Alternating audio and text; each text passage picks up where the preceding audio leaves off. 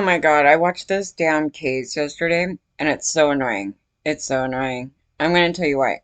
Now, this dentist guy, he may be a total socio and everything else because he gets in trouble for these crimes, right? But what are the crimes he's getting busted for? Like forgery and making stuff up and just doing like petty, that, I mean, I consider it kind of the more petty, like that type of crimes, money and stuff like that.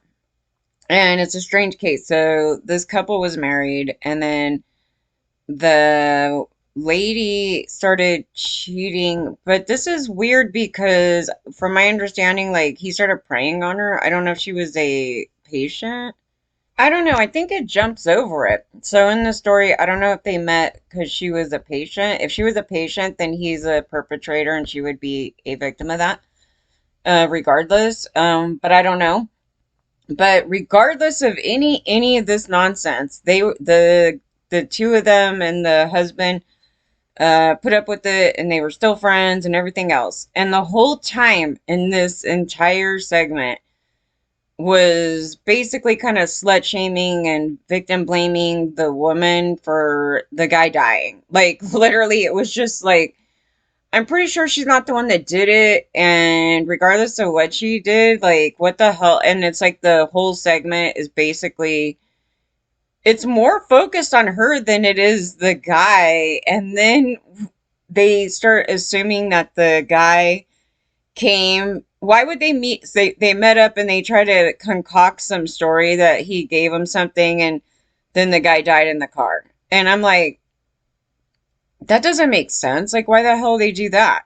Why wouldn't it be some other, it's, I don't know. It was just kind of, that doesn't seem right at all, right? Does it? Like, why would they go meet randomly in a parking lot? But I can kind of figure what happened here. I think.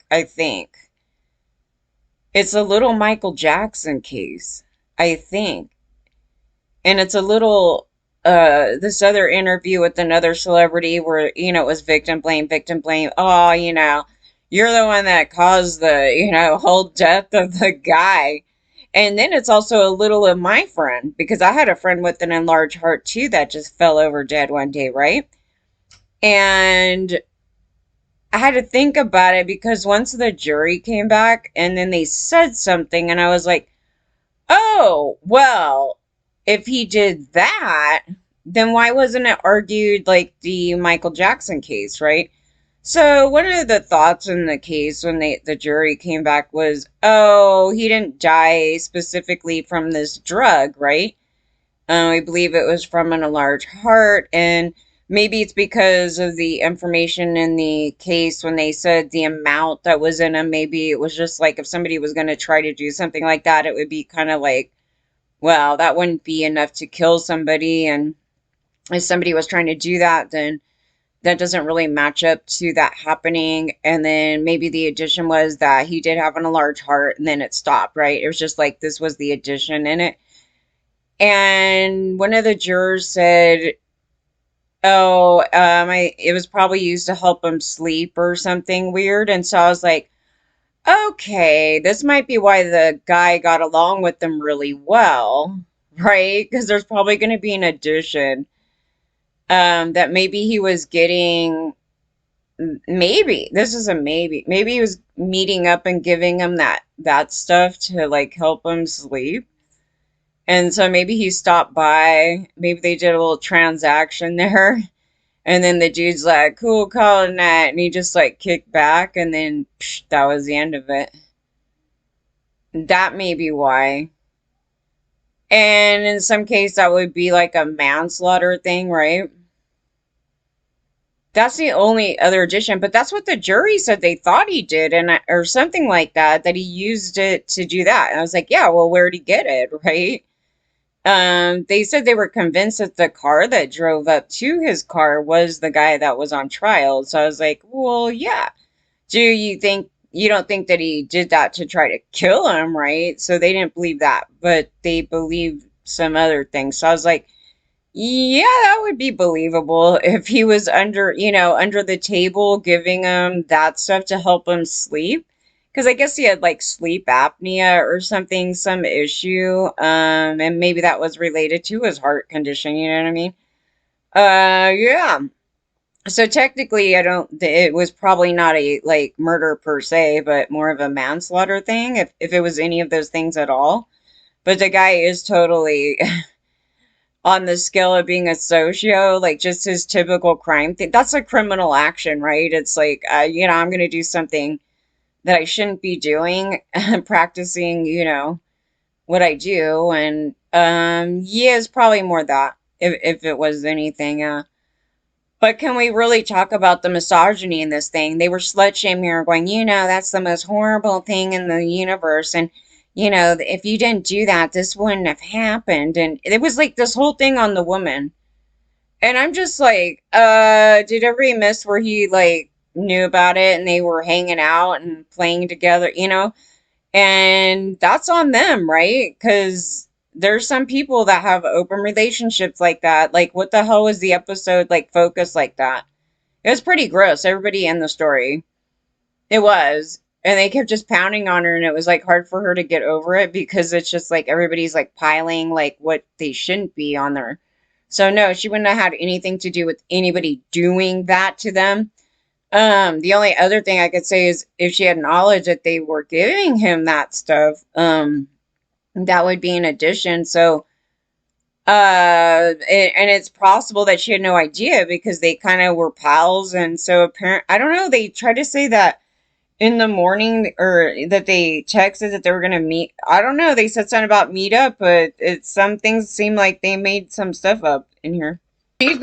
She's definitely not involved in any like conspiracy to do that stuff. So, but as far as like giving medications, I have no idea. They didn't go there. Like they didn't go there to look at it like, oh, he might be Michael, getting some like, under the table stuff, and this is what he was using to sleep. I don't even know what the heck that damn medicine is. It was what is it called? It's probably in the story here. Then they went for like manslaughter and like it did a whole different thing. Then they might have got him because they believed that he met up with them, and they didn't believe that it was from that on its own. But he still would have got, wouldn't he get in trouble for giving him that? Because the Michael case, they like prosecuted that doctor. So I was sitting there thinking about that. I was like, that's weird that the jury said that. They're like, I don't even think it was totally that killed him anyway. It's like, well, where'd he get it, you guys? And you guys believe that he came up to him. I was like, that makes the most sense of just driving up like in the middle of the night and you're like, okay, dude, I got this stuff for you. And maybe he was trying to be semi of it and not giving him that whole vial thing, and maybe he just gave him a little bit and then said that's it. And maybe that's what it was, and then he left. Totally. Like I could see that, like being like a Dr. Murray or Murphy, whatever Murray. Yeah, like he's administering it, but not being so reckless and giving him the whole thing so he could like die. And then so maybe here it was just like because of his pre-health issues and then he did that. That would make some sense to me. What do you guys think? Anyways, I watched this oxygen thing and I'm just saying the whole episode is just misogyny, misogyny, misogyny. It's your fault, lady. And if you didn't do that, and we're going to slut shame you for being with this guy, even though everybody in the whole situation was just like, okay, whatever, we're dealing with it. And then he probably liked the guy too because he got something out of it. That thing right there. It starts to make some sense. It's like, why is this dude all totally cool and down with this whole thing? You know? Because I don't know, but that would be an addition to it, yeah. So, yeah, and then this happened. And then he gets in trouble later though for a bunch of like other criminal stuff. I go, yeah, that makes sense because it would fit the type of criminal that he is, like, forgery, and I'm going to say I'm with the CIA and do these like pranky stuff and, do stuff that's totally criminal but not like, these mass murder plots or something like that. It's more like I'm reckless. I'll do things under the table. I'll do these type of forgeries and what was it? He got in trouble for oh, there it is. Majolism or something. this. In fact, the autopsy did note Tom suffered from an enlarged heart and mild obesity. But 2 weeks later, the toxicology report came back finding that thing in his body. And then they said, did you use that? And he says, no, no. And the dentists do, though, right? Oral surgeons that do sedation do. And there are some dentists that they specialize in sedation, but I never used that, he said. And this is a general practitioner office, so we don't use any sedation at all. And we don't even have that there. Nitrous oxide. Oh my God, one of our dentists has that. And I was like, I don't know if I even would want to use that. I don't think anybody's ever given that to me, but it's kind of creepy. The amount of that in his system would not normally kill somebody. So there's that, okay? But because there was no explanation for why the drug would be there, his death was classified acute poisoning. I'm not a chemistry guy, but in terms of that, a lot. No volume-wise, no. Okay, so he's answering it properly, right? Okay, so let's say you're this dentist, right? And he's your friend, right? And he's like, man, what should I do? I'm having a sleeping problem, and everything else like that. And even though he doesn't give it to his patients, he got it in this other thing. And so he may have been giving him a little bit, you know what I mean? Doing that thing. It's not really his patient, right? It's his friend. So again, the way he's answering it is proper to what they're asking him. It's like not, it wouldn't be a bald-faced lie. What he's saying. He's like, they do, but I don't give it to my patients. Yeah, well, he's not really his patient. So, but it was in his system. That's the thing. Well, someone gave it to him and you were there by the car, so I would think that that's probably what you did, but not trying to kill the guy, but just doing something that you shouldn't be doing. And then so it's reckless. So it'd be like more of a manslaughter thing, because it was just like an addition to what was wrong with them. And then they gave him that. And it wasn't necessarily that it killed him. Like, that's what they're thinking. So, but it was like the addition that caused that type of thing because of his health problems, right? That's why you don't give people random things like that, because they, their health problems. So yeah, he should have been convicted more on that. But again, the argument in this thing was that he murdered him and took off. I was like, I don't see that, you guys. I don't know, but I mean, here's the thing. So they said this. I don't know where they came up with the coffee thing. Okay, so this is the midazolam or something in his system.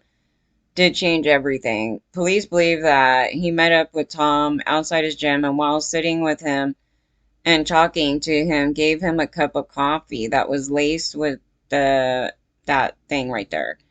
Which, by the way, was in my case in the 2005 thing where I had coffee and I had it all sat out for the police or whoever that was coming to show what I had, to see what had happened. And so later, that's when that whole arsenic thing came up. Yeah. Anyways, but here it's a little weird. So if you want to take something to go to sleep, you're going to put it in your coffee. So they think that he laced a coffee. He drove a, okay, you guys are trying to tell me this. So this is what they're trying to pass off. They're trying to pass off that they randomly met in the middle of the night. It was like in the morning, I think, or something. But anyway, whenever it was, at this, whatever time this was, they drove in the dark, drove up to him and handed him a cup of coffee. And then, yeah, the guy didn't know and took it. And then he just went to sleep. And then he died. Like, what would that meetup be? Can you explain the meetup, though? Because the meetup doesn't make sense unless they had some other thing in mind there. And something else could be going on here that we didn't know, and then something happened. Yeah. But, that doesn't, I mean, he could have brought him something that had him, that he had been giving him, so he would go to sleep. That could be too, so. But I don't know why they think that. Was it in the coffee cup?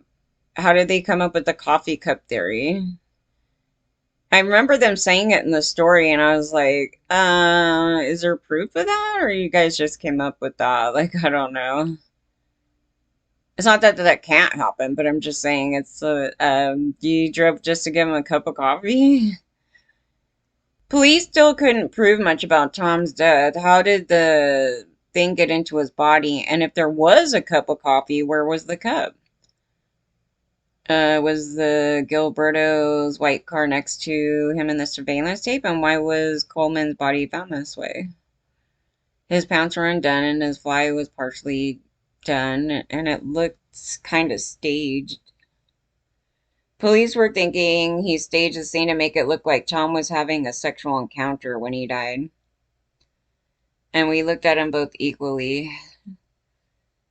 Maybe he was. I mean, maybe the truth is those two dudes had something going on. Maybe that's why that whole situation was way down. Maybe the wife doesn't even know.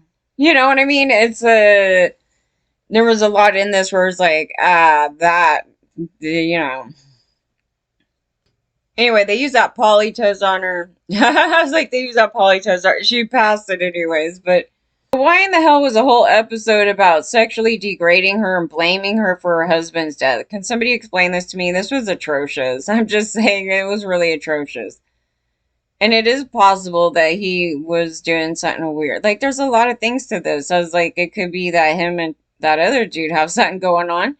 Him and that other dude, maybe the dude came by and gave him some of that stuff because he has a little thing with them because they're friends, right?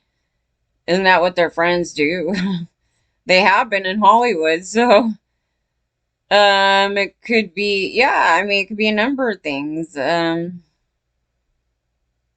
He did that to get comfortable and wanted to take a nap. He was just tired. He's like, I'm going to take a nap. Maybe he was already having kind of a condition there that went and he took a nap. I don't know. Yeah, I mean, if the scene was staged, there would be fingerprints on things, and then they went to check the belt buckle. That was another thing. So they would have had to undo his. There would be fingerprints on the, certain things there, and they found the belt buckle, and there was a fingerprint, and then it wasn't his, and it was like the coroner's office or something like that, like with the autopsy people or something, like they kind of contaminated it.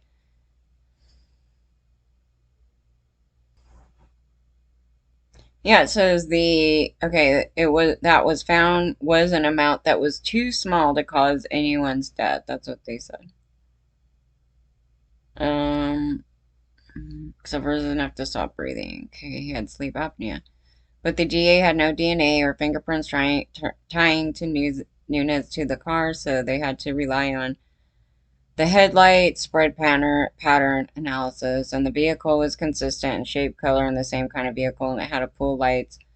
Timing matched perfectly. Okay, they matched. It was. I remember sitting there thinking, "Oh my God, it's true. He did it." Okay, so it was a lot of hocus pocus in my view. Junk science. The headlight analysis. Just the day before Tom died, he and Nunez texted 62 times.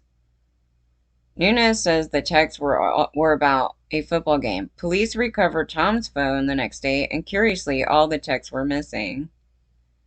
Did you delete those texts? No, of course not. How did those texts end up being deleted? Well, you tell me. They touched the phones. Do you believe the police deleted those texts? I do. To be honest with you, I do. It was not convenient for them to see that all me and Tom were talking about was football. Police testified they were able to recover a few texts, and they were just about the football game. And in an unexpected move, the last person the defense calls to the stand was the supervisor who oversaw the case. I think they were trying to undermine the investigation. They were trying to undermine my oversight of the investigation by things we didn't do. One thing police didn't do was look into an unopened email Tom received the day he died, and it was from an adult website called benaughty.com, and it was just spam email. Okay, so that was nothing. So you match benaughty.com with the way in which his body was found reclined with his pants open. Something wasn't kosher.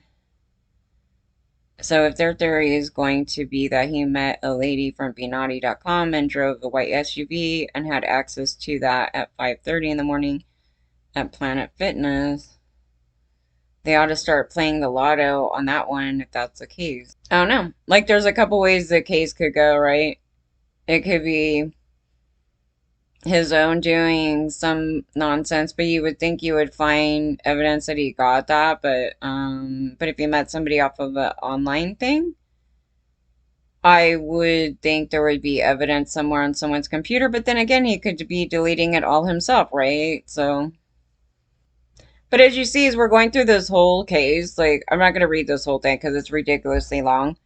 But when you go through this whole thing, no point, like, is your focus, like, the wife, right? It's so, like, she's just not in this. It's kind of, like, sent between those two guys being pals. They texted each other 62 times, like, the day before about football and crap. Like, they're total buddies, right? So then, yeah, I was like, the worst case scenario, he gave him something that he shouldn't have, and then something bad happened, or maybe them two are, you know what I mean? I don't know.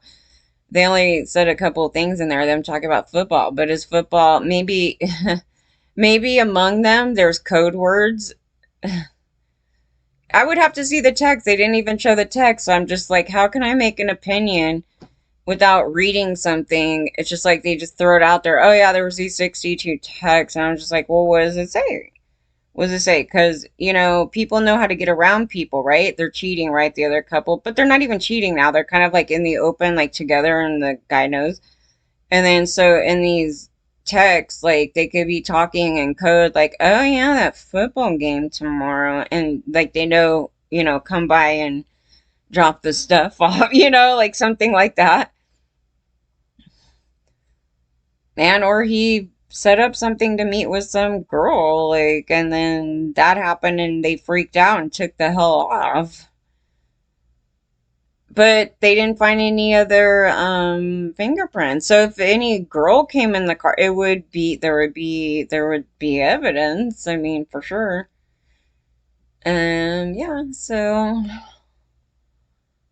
I mean that's where it would lead you, is maybe because they're such good friends that, he was being reckless and giving him stuff, possibly. That's the only thing I could think of, but it has nothing to do with the wife. And I would wish that these cases are not ran by a whole bunch of misogynists, because yeah, it was all these guys, dude. It was so annoying. Every case like that pops up on the oxygen is so terrible. So there was another one, and I don't know which. I gotta look for it, but I was hoping that there's a video of it online so I could show you guys the perpetrator, because the case was a cold case, and I'm like, there's no way. I was like, there's no way, because the hot minute the guy started talking, I go, that guy. Like, it was so easy. And I guarantee you a lot of people that follow my stuff here would totally get it too. They would probably sit there and go, that guy. Yeah, so it was some case dealing with in a church or some monastery. I don't know what the hell it was. I'll have to look it up. But anyway, some religious thing, right? And these two started going at it, I guess, because the guy, he's just a sociopath. He was a straight up socio, and then he doesn't like to be told what to do by women, and him and his woman were fighting, and he just hates women just generally. Like, that's his whole thing. He hates everybody. I was like, this guy hates everybody.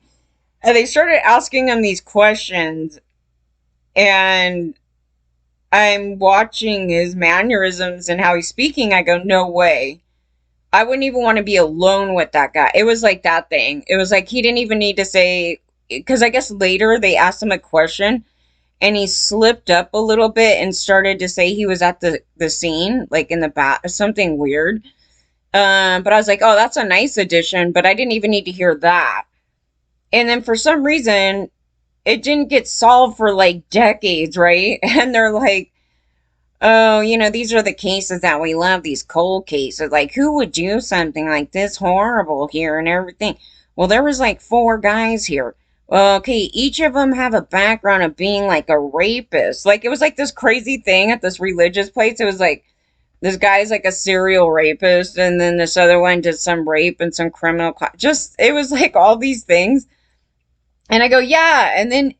But okay, so it was pretty obvious who did it when they were interviewing people. But the thing about it was they excluded people based on, it was what it was based on, not that, that we should still look at them or something, but they were like, oh yeah, somebody that's a serial offender wouldn't all of a sudden change up their MO. And I'm like, they decided that they just wanted to kill somebody or they backed out of something and I wouldn't exclude them because of that. But they excluded them. I would have excluded them based on hearing that other guy. It was just that other guy. Because I was like, that's the guy that would do that thing right there. And the way he was talking when they were asking questions about it. And for some reason, when they did the initial interview, they were stumped. And I'm like, how in the hell?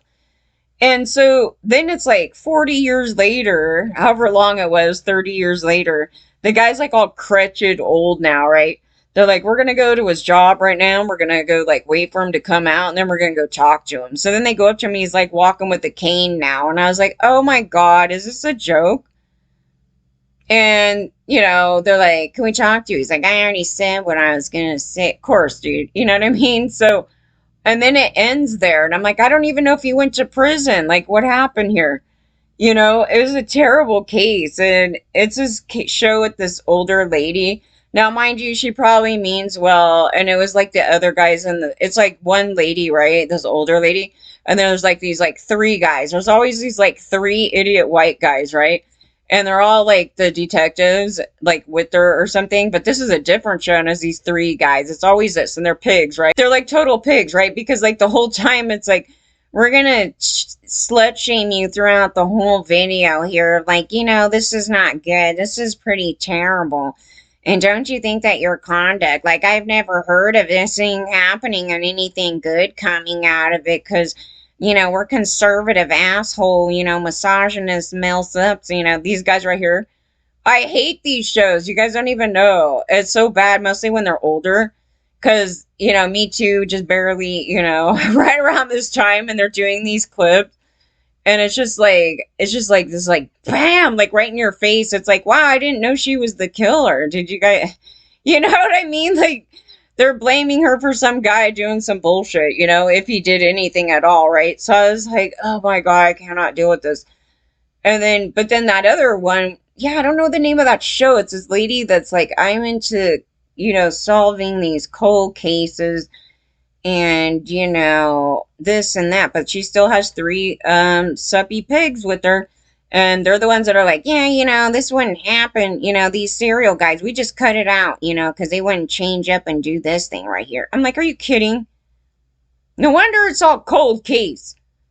I know, it's totally like that. And I was like, oh, I could have solved this for you in a hot minute.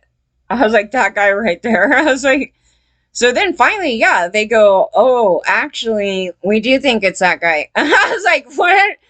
And yeah, because then they said something like, yeah, he has a little bit of a problem, because they got into this little argument.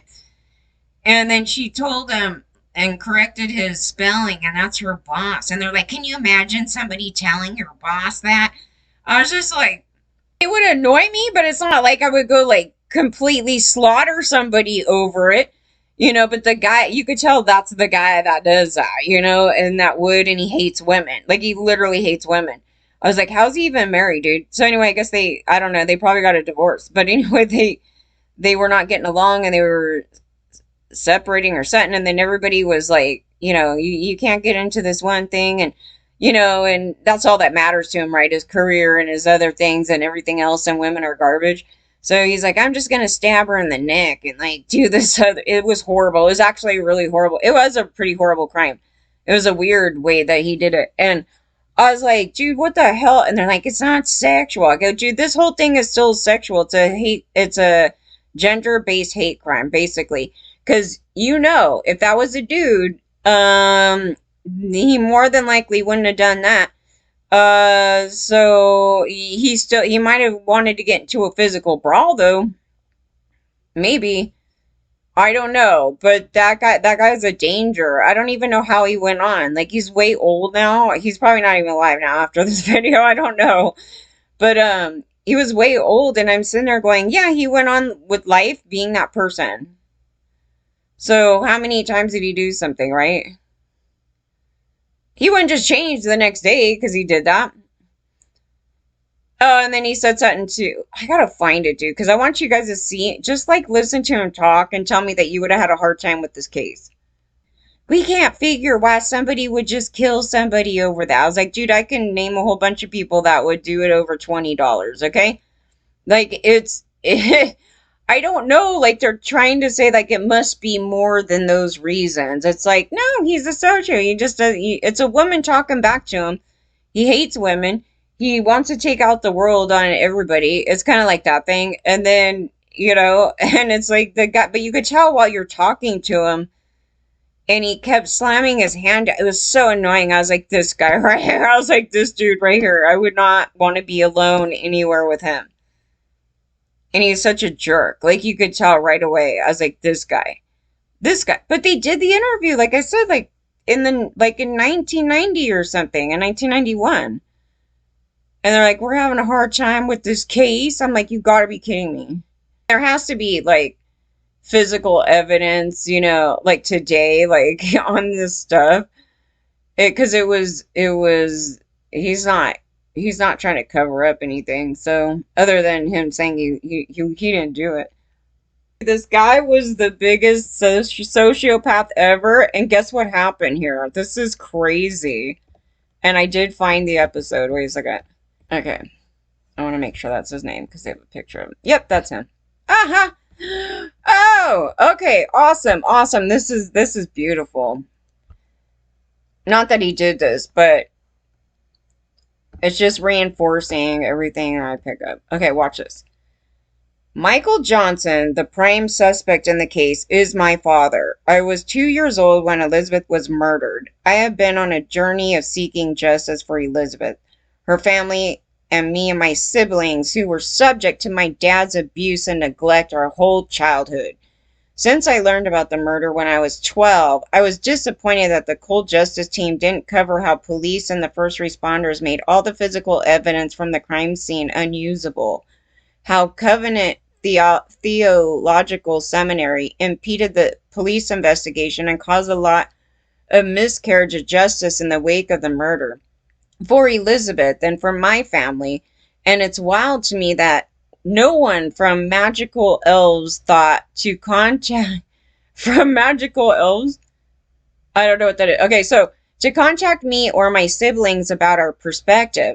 I personally believe my father is guilty, and I hope that with the revival of interest in the case recently and the progress made with the cold case investigation, her murder can finally be brought to justice. Murderer, right?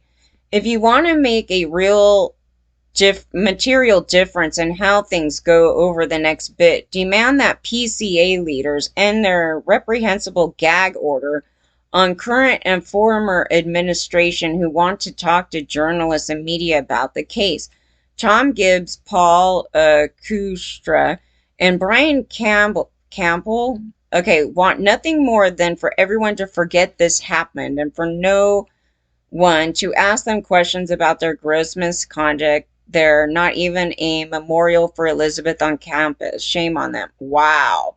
This case was pretty atrocious, you guys, when they were talking about it and going through the thing. I go, that lady, the lady that did the show, I'm like, she probably has the best interest at heart, but I go, how come it took, like I told you, I go, the minute the guy was talking, I go, that guy's a sociopath. That guy right there, the one that was, they actually talked to, I think they went through like 4 people and one of them had already died. He committed suicide and they're like, are you sure you didn't do that over, doing this? And I was like, I don't know about that thing. But yeah, but then it was like, bing, bing, bing, ding, ding, ding. I'm looking for it's hard to look for the soju when they already had 2 others in the story because they were like serial rapists and something else. But I'm saying that this one guy, and then here, this is the trait of the socio. So they abuse their kids, as you see, right? It wasn't a thing where they didn't also abuse their kids. I'm so glad you posted this. I'm sorry that happened to you. It was just like, for me, when I saw it yesterday, I was like, how in the hell did they not know this one, like, right off the bat? Because for me, I was like, oh, that one right there. It wasn't one of those where I'm like, I'm really confused, Mm-mm. And I wanted to show the video of him talking because I was like, you'll see it right away. Or you should see it right away. But they didn't. They're like, he's the normal guy. I go, that's what I said. The public's a socio. Like, what the hell? Whole thing on it. But anyway, they actually put this out in March. And okay, so she was found strangled with a cord and stabbed in the neck in a religious college in the US. Okay. Yeah, isn't that nice? Huh? In 1990. Basically what happened, there was a TV with the cord on those those old school things. They had those, you know, those like metal tall things, and they would put those big TVs on top of it. And then she cleaned or something, and she was getting upset that the guy, they didn't stock up for her cleaning thing and something like that. Anyway, so he never did anything to get what she needed or something. And so then she went to his higher up, which that's what I would do because he's such a jerk. You know what I mean? Like, you do this thing.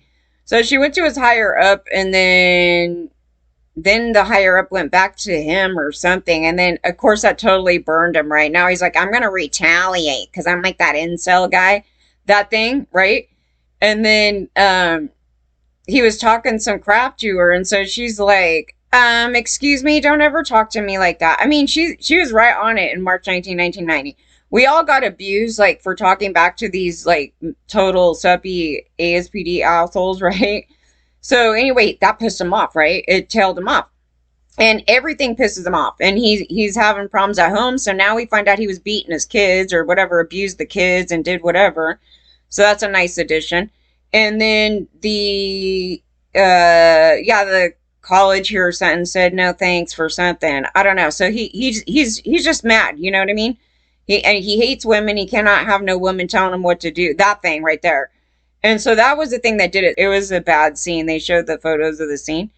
And so then, yeah, so then he goes out a back door some other way, right? And so when they were questioning him, that was another addition. Like, he was like the most obvious. I mean, beyond even saying that he went through another door, okay? But then he starts saying things that go along with it, right? He's like, oh yeah, so this one day I went through this other way, which I never go through normally. I just happened to on this day.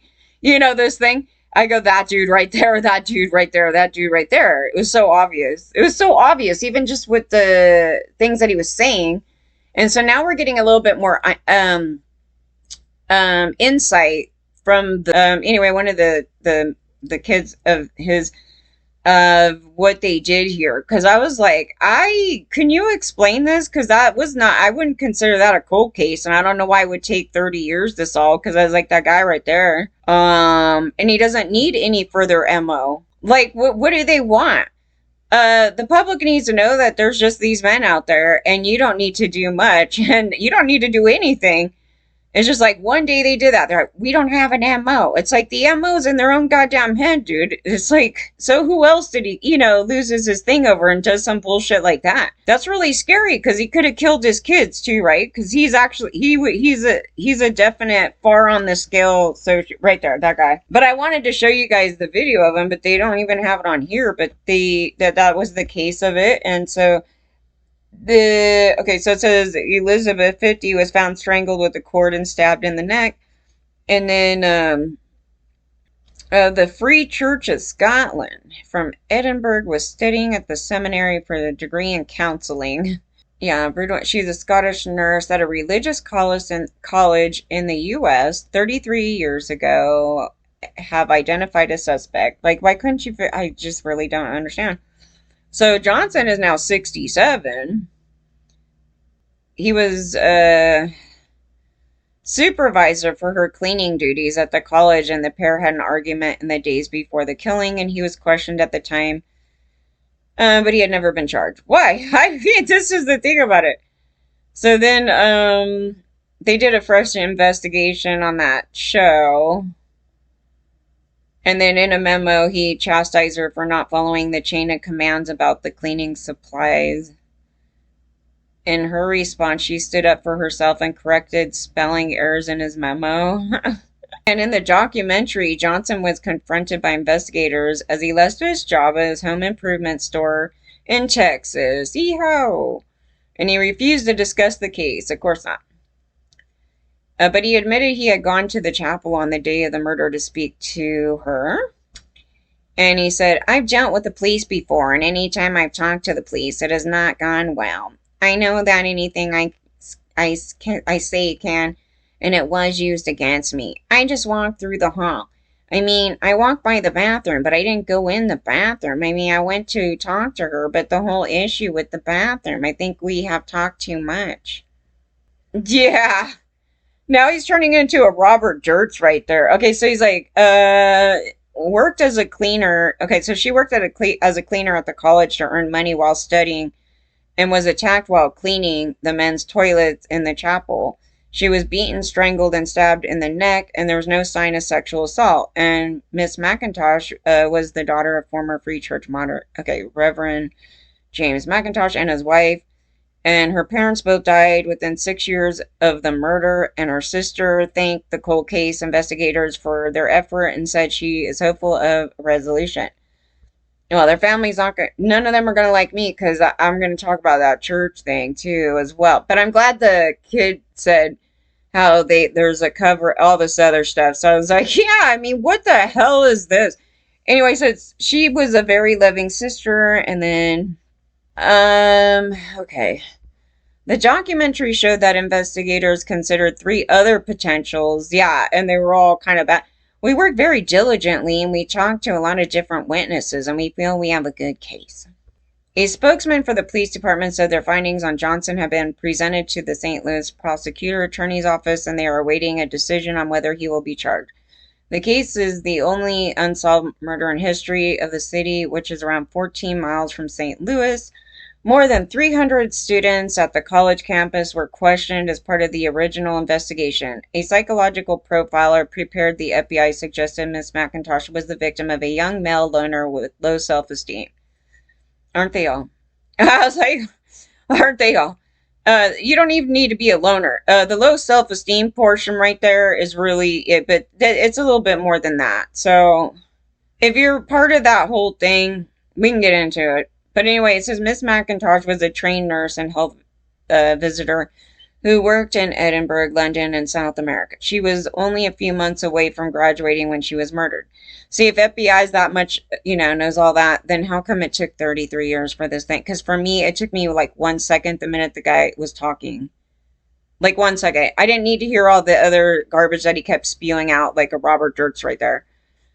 Do you think they know? This is him over there. Yeah, but look how old he is now, you guys. When they did the interview, oh my God, it was weird seeing this because the interview is like your typical, like he looks like somebody from a serial killer thing from like 1990, 1980 something with those big, thick, he had huge glasses on then. And he's just sitting there like cocky as hell, slapping down. He's like, yeah, and then he kicks back and he's like, I was like, that dude all the way.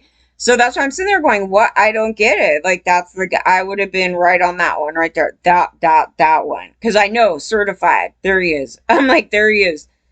They didn't have the DNA thing then, obviously. His DNA would have been all over everything. His DNA would have been all over the cord. His DNA would have been all over the chair. His DNA would be all over the toilet, like the whole thing right there. Like there's an actual major crime scene right here, you guys. And I'm just like, really, you guys, something. And they said they totally messed up the scene. So I don't know exactly what happened there.